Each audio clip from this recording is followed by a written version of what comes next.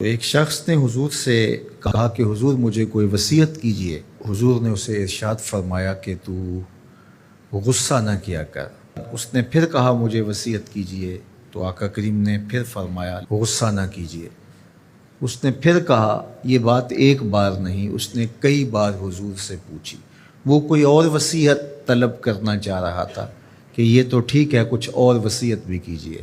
اس سے ایک تو اس شخص کی ذاتی صورتحال ایسی ہوگی، اور دوسری یہ ہے کہ اس نصیحت کی اہمیت کے پیش نظر کہ غصہ جب انسان کو آتا ہے تو وہ مغلوب ہو جاتا ہے اور بہت غلط فیصلے کر بیٹھتا ہے۔ اس لیے بار بار ایک نصیحت پر تاکید کرنا اور اس کا تکرار کرنا اس امر کی طرف توجہ دلاتا ہے کہ ہمیں معاملات کے اندر بہت معتدل رہنے کی ضرورت ہوتی ہے۔ جو شخص غصے کو نافذ کرنے کی طاقت رکھتا ہے، ایک تو ہوتا ہے کہ بندہ غصے سے خود اپنے آپ کو بے چین کرے گا، لیکن اپنے غصے کو نافذ نہیں کر سکتا، غصہ نکال نہیں سکتا، خود پیچ و تاب کھائے گا۔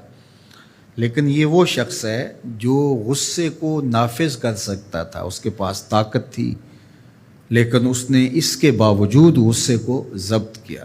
حضور علیہ السلام نے ارشاد فرمایا، قیامت کے دن اللہ تعالیٰ لوگوں کے سامنے اسے بلائے گا، تو اللہ تعالیٰ اسے اختیار دے گا کہ جنت کی حوروں میں سے جس کے ساتھ تم نکاح کرنا چاہتے ہو، جس کے ساتھ تم رہنا چاہتے ہو، تمہیں اس کا اختیار دیا گیا ہے، اس لیے کہ تم نے اپنے غصے کو ضبط کیا، اس کو نافذ کرنے کی طاقت کے باوجود۔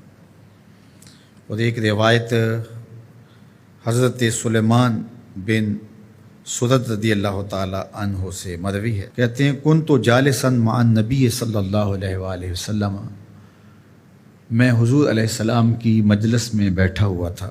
دو لوگ تھے، وہ آپس میں الجھ رہے تھے۔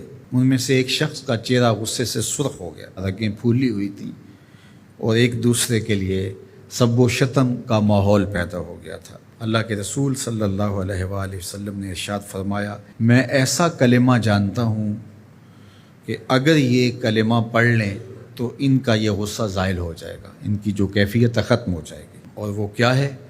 اعوذ باللہ من الشیطان الرجیم۔ یہ پڑھ لیں تو جو ان کے اندر ہے وہ چلا جائے گا۔ تو لوگوں نے اس شخص کو کہا جس کی رگیں پھولی ہوئی تھی اور غصے سے اس کا چہرہ سرخ ہوا جا رہا تھا کہ تعوذ پڑھو، اعوذ باللہ من الشیطان الرجیم پڑھو۔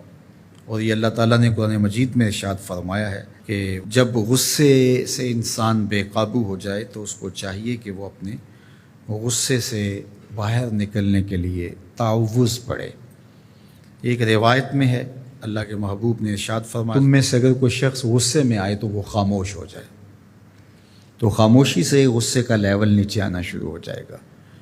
اور ایک روایت میں ارشاد فرمایا، جب تم میں سے کوئی شخص غصے میں ہو تو وہ کھڑا ہوا ہو تو وہ بیٹھ جائے، اور اگر اس کا غصہ اس سے زائل ہو گیا تو ٹھیک، ورنہ لیٹ جائے۔ یعنی اگر وہ کھڑا ہو تو بیٹھ جائے، اور اگر بیٹھنے کے باوجود بھی غصہ ختم نہیں ہونے پا رہا تو لیٹ جائے، خاموش ہو جائے، تعوذ پڑھے، اور بیٹھ جائے یا پھر لیٹ جائے۔ تو یہ چار صورتیں غصے کو کم کر دیتے ہیں۔ تو غصے کو نافذ کرنے کی بجائے کوشش کرنی چاہیے کہ غصہ جو ہے وہ فروغ ہو جائے، چونکہ غصے میں انسان ایسے امور کر لیتا ہے کہ بعد میں اس کو سخت پچھتاوا ہوتا ہے۔